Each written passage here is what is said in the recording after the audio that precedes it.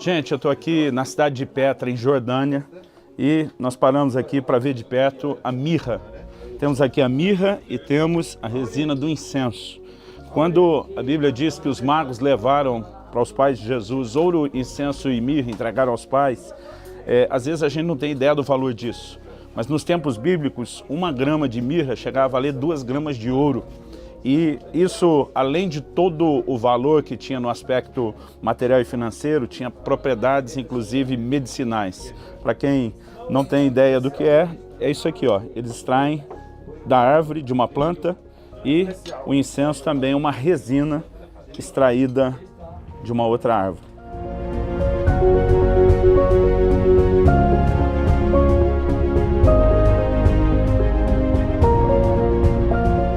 Petra era parte do território, antigamente ela era chamada na Bíblia de Selá, parte do território dos Edomitas, os descendentes de Esaú. Nós estamos ao sul da Jordânia, para baixo de Moabe.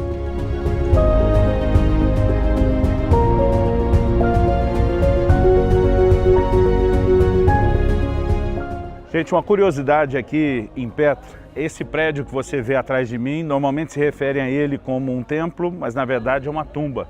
A tumba do rei Aretas. Em 2 Coríntios, no capítulo 11, no versículo 32, Paulo diz: em Damasco, o governador preposto do rei Aretas montou guarda na cidade dos Damascenos para me prender, mas num grande cesto me desceram por uma janela da muralha abaixo e assim me livrei das suas mãos. Na época, o governo de Aretas se estendia até aqui, a Jordânia, e ele mandou fazer aqui a sua tumba. Uma coisa interessante é que mesmo Petra não estando em muitos registros bíblicos, principalmente do Novo Testamento, essas coisas estão todas associadas, remetem ao mesmo tempo da história. Muito fascinante tudo aquilo que a gente está vendo por aqui.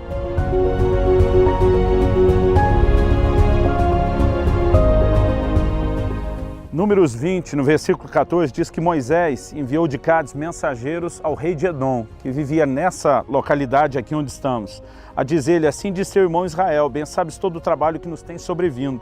Como nossos pais desceram ao Egito, no Egito habitamos muito tempo, fomos maltratados, clamamos ao Senhor, Ele ouviu a nossa voz, mandou o anjo, nos tirou do Egito.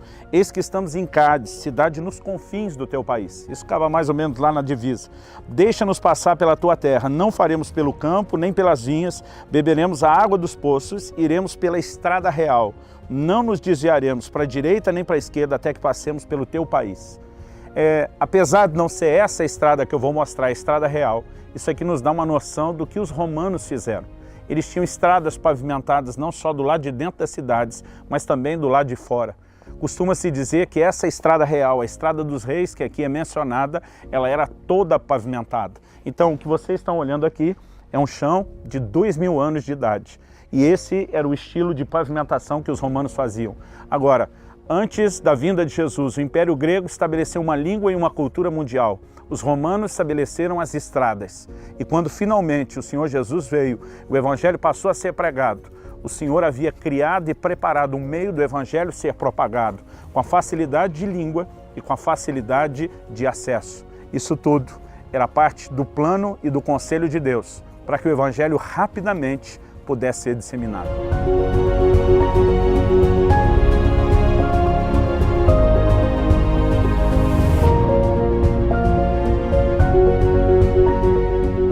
Gente, eu estou aqui no alto do Monte Nebo, o lugar onde Moisés sobe para olhar toda a terra prometida, onde Deus mostra a extensão de tudo aquilo que ele havia prometido.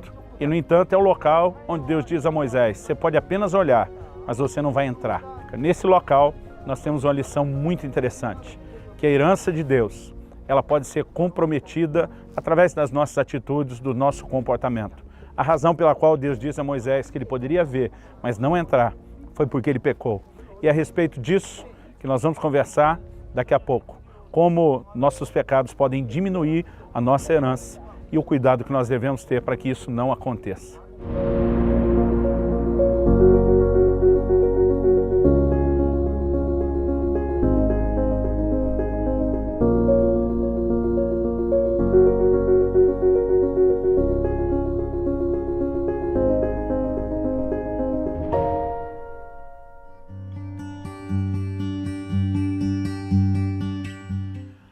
palavra de Deus diz em Números, no capítulo 27, dos versículos 12 a 14. Depois disse o Senhor a Moisés: sobe a este monte Abarim e vê a terra que dei aos filhos de Israel. Tendo-a visto, serás recolhido também ao teu povo, assim como foi o teu irmão Arão. Porquanto no deserto de Zim, na contenda da congregação, fostes rebeldes ao meu mandado de me santificar nas águas diante dos seus olhos. São essas as águas de Meribá, de Cádiz, no deserto de Zim. A palavra de Deus nos revela no livro de Números, no capítulo 20. Agora estamos lendo o capítulo 27. Que Deus deu uma ordem a Moisés para que ele falasse à rocha. Em vez de falar à rocha, ele acabou ferindo a rocha. E a declaração que o próprio Senhor faz lá no capítulo 20 foi que, por conta desse pecado de desobediência a Deus e de não santificar o Senhor, a palavra que o Senhor dá como uma sentença, como juízo sobre o pecado de Moisés e Arão é a seguinte. Vou ler agora Números 20, verso 12. Mas o Senhor disse a Moisés e Arão: visto que não crestes em mim, para me santificar diante dos filhos de Israel, por isso não fareis entrar esse povo na terra que lhe dei. O Senhor diz: vocês não vão entrar na terra prometida, não vão liderar, não vão conduzir o povo para entrar na terra prometida. Obviamente nós sabemos que o pecado de Moisés foi perdoado. Mas agora o Senhor diz: sobe ao monte Abarim. Abarim, na verdade, é toda uma cordilheira, é uma soma de montes. E nós estamos aqui no Nebo, especificamente diante do Pisga, o lugar específico onde Deus pede que Moisés suba. E Deus está dizendo a Moisés: eu vou permitir que você veja a terra. Diferente de seu irmão que sequer pôde ver e morreu e foi sepultado no Monte Ó, eu vou permitir que você veja. O que, sinceramente, eu não sei se é algo melhor que Moisés recebeu da parte de Deus ou pior. Eu não sei se quando Deus está dizendo você eu permito ver se é um bônus ou se é uma espécie de declaração: olha o que é que você perdeu, sinta melhor o que é que você perdeu. Sinceramente eu não sei dizer se era melhor ver ou não ver a terra. Fato é que tanto Moisés como Arão, que foi sepultado no Monte Ó, ambos ficam de fora, por conta de um pecado cometido que teve claras consequências. É a partir dessa declaração da palavra de Deus que eu quero compartilhar algo importante com você. A palavra de Deus nos ensina que todo pecado, ainda que perdoado, pode ter consequências. E nós precisamos entender essa perspectiva porque é bíblica.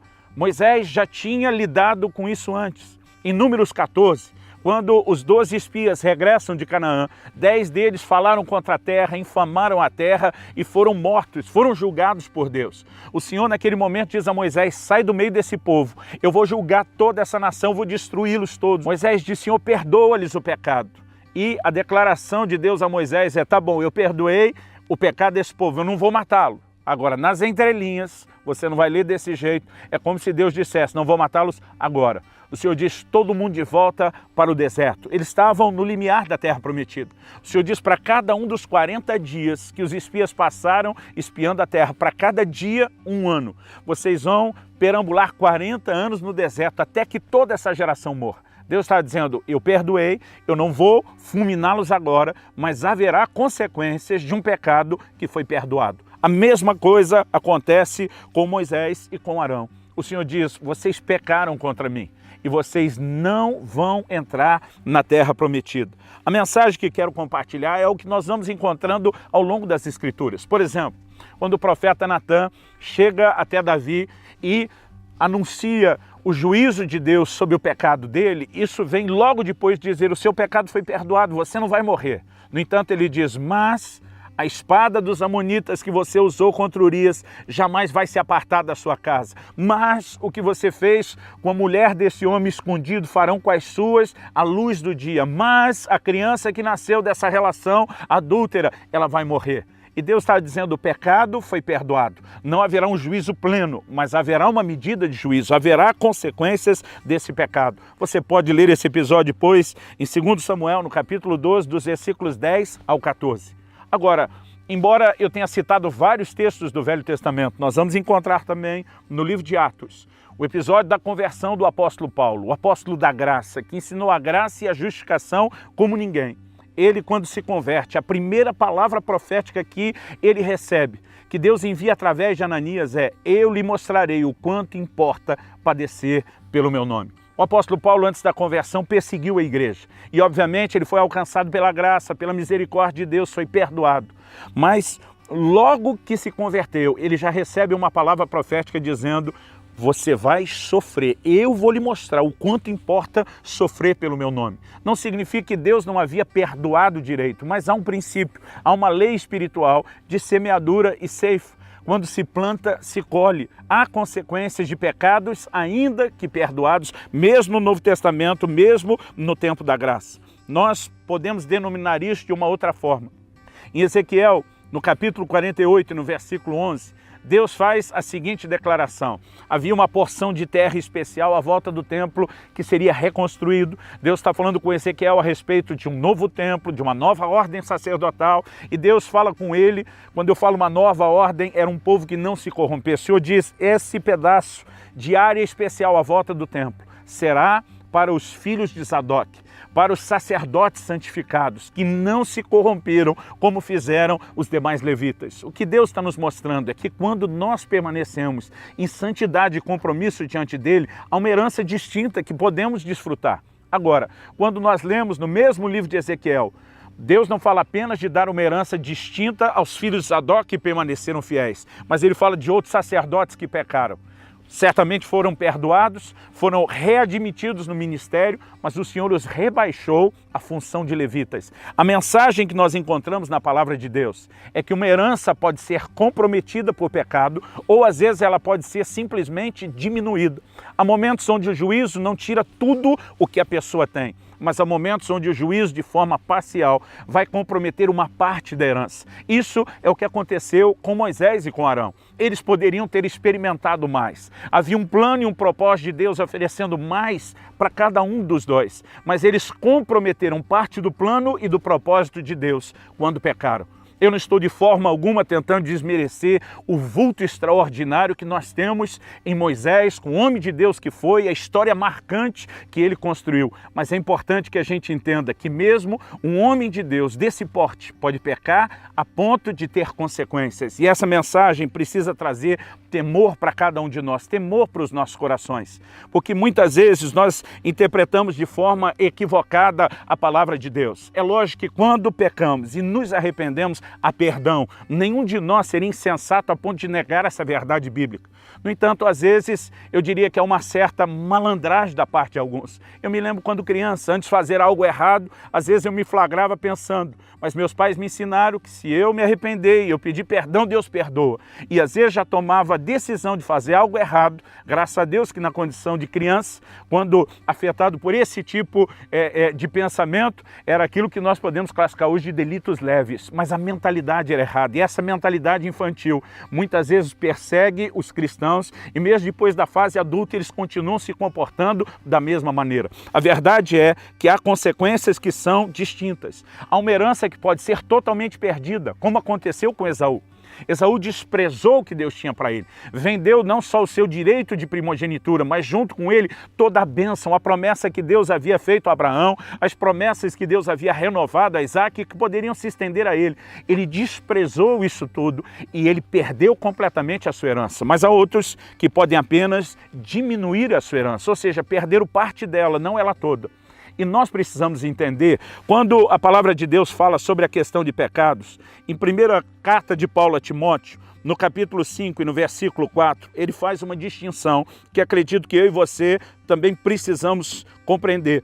O texto diz assim: os pecados de alguns homens são notórios e levam a juízo, ao passo que os de outros só mais tarde se manifestam. É lógico que ele não está falando mera e simplesmente dos pecadores que não conhecem a Deus. Ele está falando da forma como Deus trata as coisas dentro da sua casa. É só você voltar alguns versículos. No versículo 20, Paulo diz a Timóteo: quanto aos que vivem no pecado, repreende-os na presença de todos, para que também os demais temam. Ele está falando de situações dentro da igreja, ele está falando daquilo que envolve os cristãos. Agora ele diz: os pecados de alguns são notórios e levam a juízo. Você vê um Ananias e Safira, o pecado foi revelado e o juízo foi imediato. Mas a Bíblia diz: ao passo que de outros só mais tarde se manifestam. Esse mais tarde pode ser ao longo da vida, esse mais tarde pode ser bem mais tarde, quando houver uma prestação de contas diante de Deus. A verdade é que nós não sabemos como Deus vai expor o pecado. Mas uma coisa é certa, Ele vai expor, Ele vai tratar, Ele vai julgar. Dito isso, a ideia é trazer a você uma mensagem de temor para que você não comprometa a sua herança. Embora a gente possa crer que há restauração para quem tropeçou e caiu, eu quero te declarar o seguinte: é melhor não pecar do que pecar e ser restaurado depois. Quando adolescente, eu estava abrindo meu coração com o pastor, estava tentando, enquanto confessava para ele algumas coisas que eu tinha feito errado, estava tentando de alguma forma também demonstrar minha confiança de que Deus perdoa. E eu lembro que ele me contou uma história até bem infantil, de uma criança que a mãe estava perdendo o controle e porque já não obedecia de forma alguma, ela um dia o ameaçou. Ele tinha uma foto, um pôster ampliado de si, isso na época em que eu era criança, era algo que tinha muito valor, a nova geração mal sabe o que é isso. E a mãe, sabendo que ele era narcisista, cheio de si, o quanto ele admirava aquele pôster, ameaçou dizendo: daqui para frente, cada vez que você me desobedecer, eu vou colocar uma taxinha no seu rosto, naquele pôster. Um dia ele entra no quarto, mal dava para ver o rosto, lá naquela foto ampliada, e ele de repente teve a consciência do quanto ele estava errando e falhando com a mãe. Teve um momento de arrependimento, procurou a mãe, pediu perdão, chorou, a mãe o abraçou, perdoou, choraram juntos. Mas aquele pastor me disse, a mãe disse: quer saber, filho, nós vamos começar tudo de novo. Eu vou deixar de lado tudo que você fez. E ela tirou todas as taxinhas. Mas eu lembro que ele olhou fixamente para o meu rosto, para os meus olhos e disse: mas o pôster ficou cheio de furinhos. Ele estava dizendo: mesmo quando Deus perdoa os pecados que cometemos, consequências, marcas ficam. E eu quero dizer para você, a palavra de Deus fala sobre a necessidade que eu e você temos de não comprometer aquilo que temos recebido. No livro de Apocalipse, no capítulo 3 e no versículo 11, a palavra de Deus diz assim: venho sem demora, conserva o que tens, para que ninguém tome a tua coroa. Coroa aqui significa recompensa, significa a nossa herança, aquilo que nos aguarda. Deus está dizendo que nós precisamos cuidar para que isso não seja perdido, para que isso não seja comprometido. A palavra de Deus nos diz em Hebreus 12, 28, que nós temos que reter firmemente a graça. Até a graça precisa ser abraçada, segurada, retida, para que ela não seja comprometida. A palavra de Deus também diz em Apocalipse, no capítulo 2 e no versículo 5, que aquilo que Deus nos confiou, mesmo no aspecto ministerial, ele pode ser comprometido. O Senhor diz ao anjo, ao mensageiro da igreja de Éfeso: arrepende-te, senão venho contra você e removo do seu lugar o seu candeeiro. Na figura do livro do Apocalipse, a visão que João tem no capítulo 1, ele vê 7 candeeiros de ouro e ele vê 7 estrelas. O Senhor diz: os 7 candeeiros são as 7 igrejas da Ásia. As 7 estrelas são os anjos, os mensageiros das igrejas.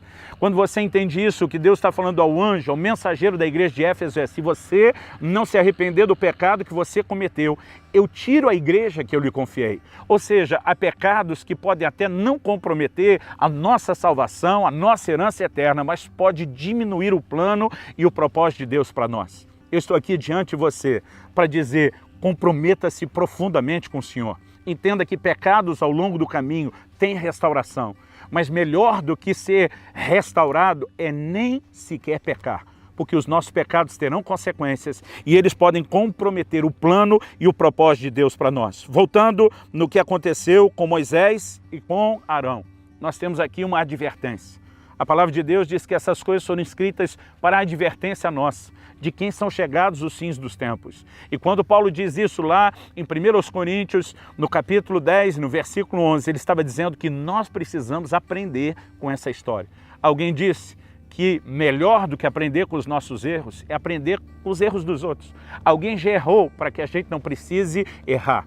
A mensagem de santidade ainda continua valendo. O apóstolo Pedro diz que nós não podemos voltar às paixões que tínhamos antes na ignorância. Ele diz: pelo contrário, como é santo aquele que vos chamou, sede vós também santos em todo o vosso procedimento, porque escrito está: sede santos, porque eu sou santo, diz o Senhor. A mensagem de santidade é para mim e para você. Fomos santificados em Cristo Jesus quando encontramos, sim. E há uma santificação progressiva a ser desenvolvida. Há um compromisso a ser mantido no nosso relacionamento. E o desafio para cada um de nós é corresponder devidamente com Deus nesse sentido. Nos próximos minutos nós vamos ter uma conversa de aplicação prática sobre aquilo que ministramos.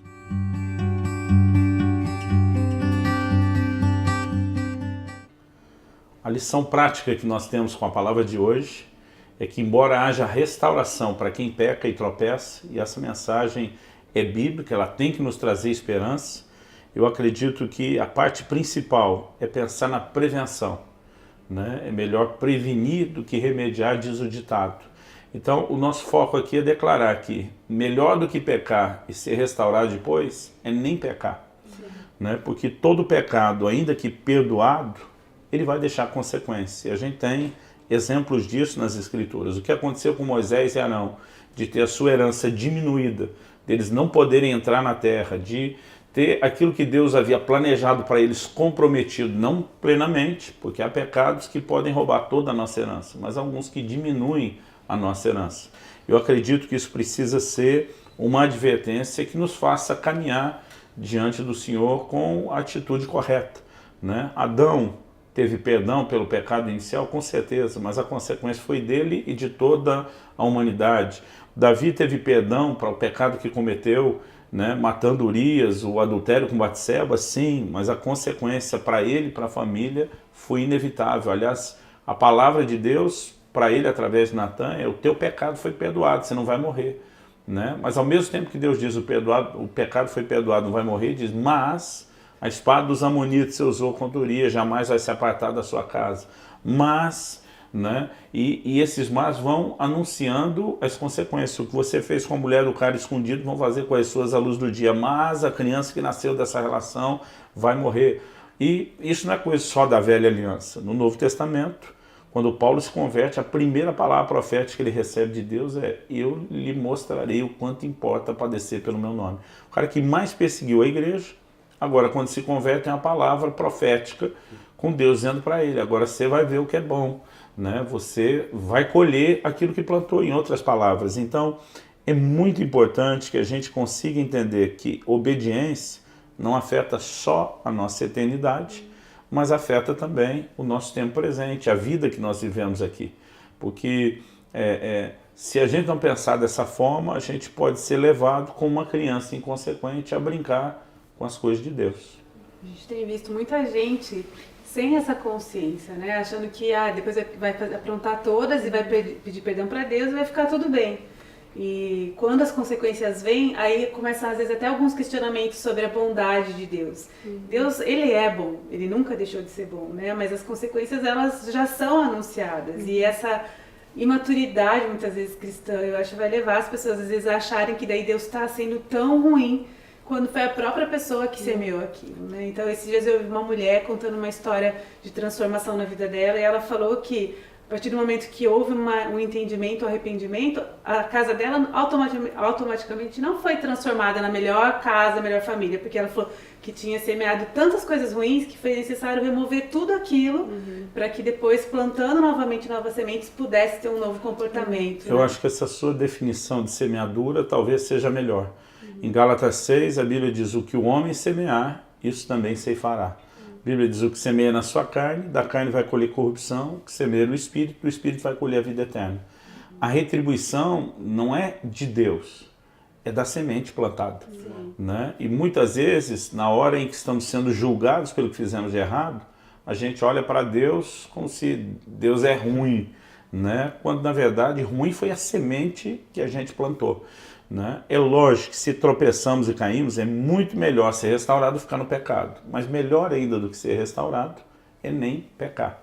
Então que cada um de nós viva não da culpa do que já aconteceu, mas que no temor do Senhor a gente possa se posicionar e se prevenir para daqui para frente evitar o pecado. O pecado e a desobediência têm que ser evitados e não só consertados. E haverá graça da parte de Deus para ajudar cada um de nós que quer andar em obediência à sua palavra.